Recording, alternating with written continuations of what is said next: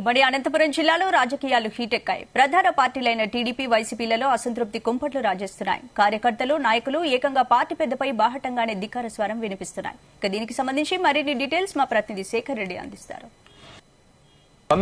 అనంతపురం జిల్లా వ్యాప్తంగా ఉమ్మడి అనంతపురం జిల్లా వ్యాప్తంగా ప్రస్తుతం రాజకీయాలు పూర్తిగా హీట్ ఎక్కాయని చెప్పవచ్చు.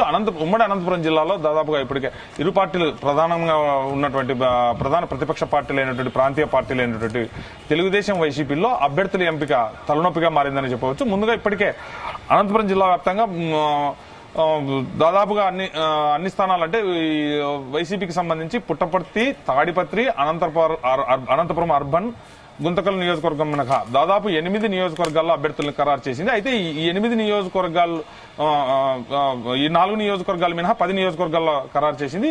అయితే ఈ 10 నియోజకవర్గాల్లో కూడా 6 సిట్టింగ్ ఎమ్మెల్యేలను స్థానాలను వారికి సీట్లను వాళ్ళకి కాకుండా అలాగే 2 ఎమ్మెల్యేలకు సీట్ల బదలాయింపు చేస్తూ మరో చోట హిందూపురం నియోజకవర్గంలో ఉన్న ఇన్ఛార్జిను కాకుండా కొత్త వ్యక్తులను ప్రకటించినటువంటి పరిస్థితి. అయితే ఈ పరిస్థితితో మొత్తం మీద కూడా దాదాపు ఈ పరిస్థితితో వైసీపీలో కూడా కొద్ది మేరకు ఒక రకమైనటువంటి అసంతృప్తులు, వ్యతిరేక జ్వాలలు కూడా రేగాయి.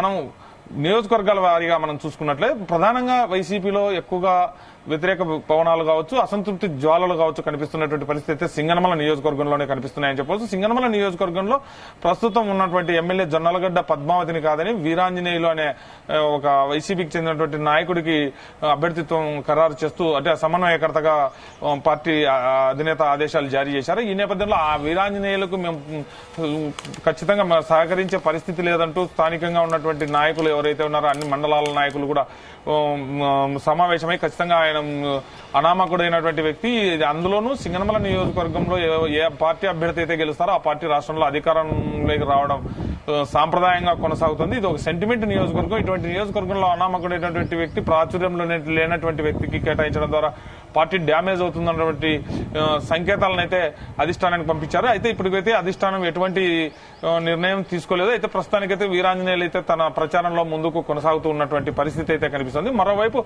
ఇక రాయదుర్గం నియోజకవర్గం తీసుకున్నట్టయితే రాయదుర్గం నియోజకవర్గంలో ప్రస్తుతం సిట్టింగ్ ఎమ్మెల్యేగా ఉన్నటువంటి కాపు రామచంద్రారెడ్డిని కాదని అక్కడ గతంలో మాజీ ఎమ్మెల్యేగా ఉన్నటువంటి మెట్టు గోవిందరెడ్డిని ఆయన ఒక కార్పొరేషన్ చైర్మన్ గా ప్రస్తుత అధికార పార్టీలో కొనసాగుతున్నారు. ఆయన మెట్టు గోవిందరెడ్డి అభ్యర్థిత్వాన్ని ఖరారు చేయడంతో అప్పట్లోనే అంటే ఇంకా మెట్టు గోవిందరెడ్డిని ఖరారు చేయకముందే కాపు రామచంద్రారెడ్డికి వైసీపీ అధిష్టానం నుంచి స్పష్టమైన సంకేతాలు రావడంతో పలుమార్లు విజ్ఞప్తి చేసినప్పటికీ నా సర్వేలను పట్టించుకోకుండా ఏదో వచ్చి ప్రజలు జగన్మోహన్ రెడ్డికి వచ్చిన సర్వేల ఆధారంగానే నన్ను నియోజకవర్గం నుంచి తప్పిస్తారని చెప్పి బాహాటంగానే ఆవేదన వ్యక్తం చేశారు. అయితే తర్వాత కాలంలో కూడా ఆయన రాయదుర్గం నియోజకవర్గంతో పాటు కళ్యాణదుర్గం నియోజకవర్గంలో కూడా తన భార్య పోటీ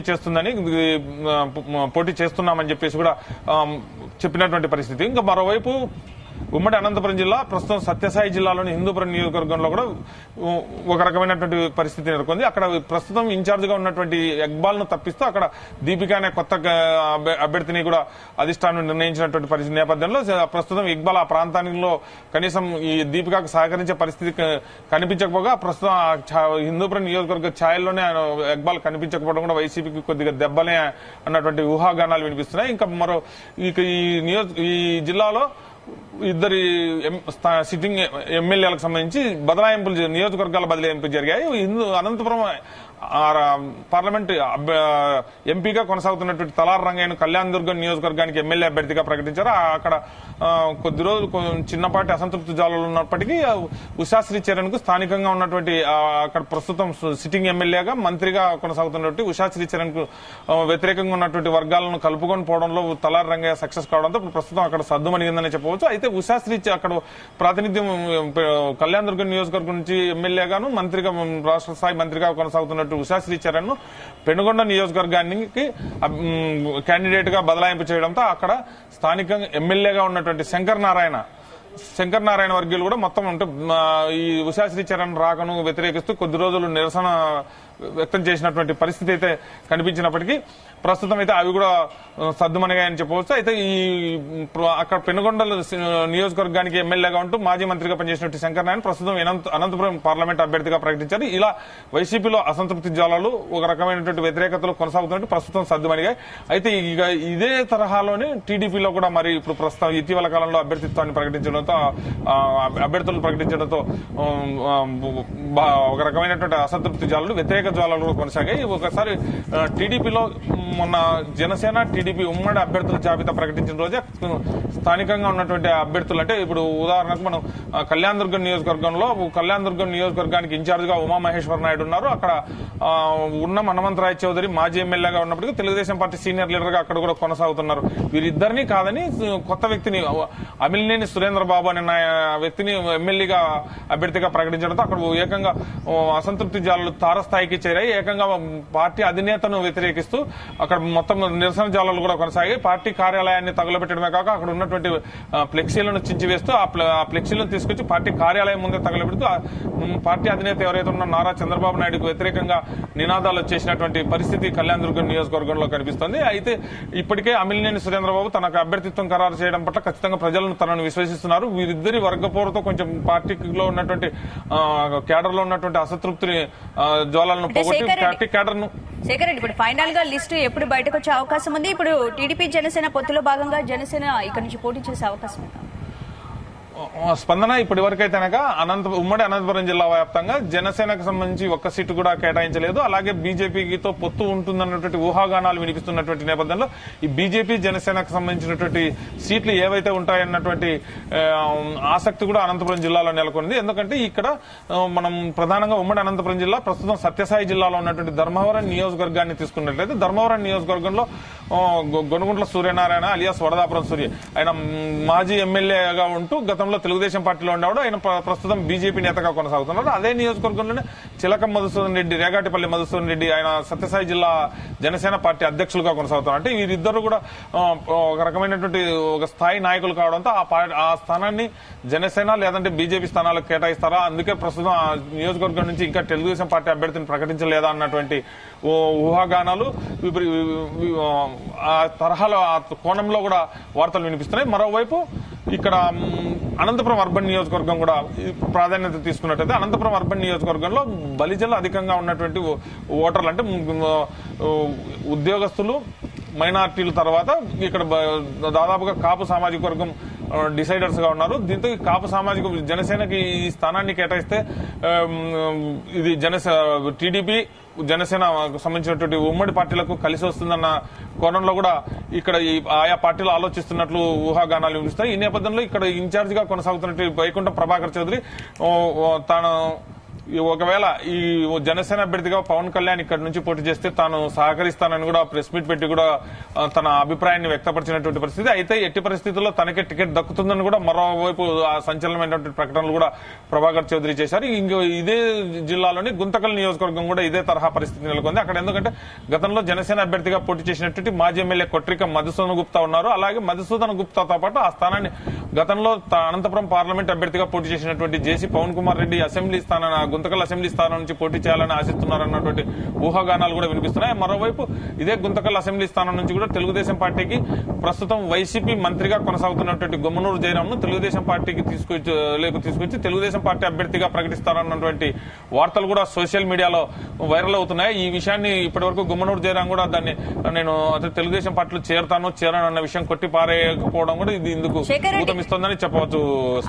అనంతపురంలో ప్రస్తుతం పార్టీ బలబలాలు ఎలా ఉన్నాయి? ఉమ్మడి అనంతపురం జిల్లా వ్యాప్తంగా చూస్తే ప్రస్తుతం ఉన్నటువంటి మనం పరిస్థితులను గమనించినట్లయితే ఆయా అన్ని పార్టీలు కూడా సమకోణంలోనే ఉన్నాయని చెప్పవచ్చు. స్పందన ప్రస్తుతానికైతే ఒక రకంగా చెప్పాలంటే అసంతృప్తి జాలను చల్లార్చడంలో వైసీపీ పార్టీ అయితే సఫలీకృతమైందని చెప్పవచ్చు. ఎందుకంటే సింగనమల నియోజకవర్గంలో సిట్టింగ్ ఎమ్మెల్యేగా ఉన్నటువంటి జొన్నలగడ్డ పద్మావతి ఒకానొక దశలో తనకు సీటు రానటువంటి సమయంలో సోషల్ మీడియాలో పార్టీకి సంబంధించినటువంటి అధినేతలపై ఒక రకమైనటువంటి పరోక్ష